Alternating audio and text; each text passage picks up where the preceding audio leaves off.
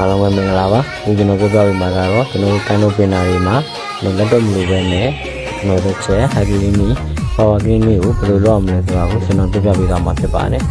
ပထမဆုံးအနေနဲ့ကျွန်တော်တို့ပင်နာကိုပေါင်းအောင်ပြင်လိုက်မယ်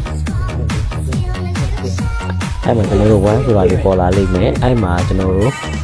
ဒီသူ့ရဲ့အဲ့မှာကျွန်တော်တို့ player ပုံစံလေးကိုတစ်ချက်နှိပ်လိုက်မယ်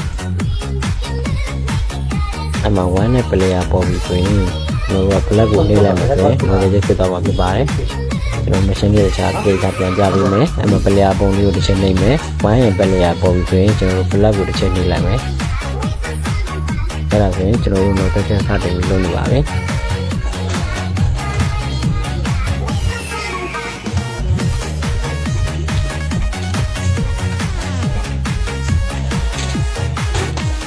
အဲ့ဒါဆိုရင်တော့ကျွန်တော်တို့မိမိကာလာ PKCM1 ကိုကျွန်တော်တို့ကာလာပြတ်မပြတ်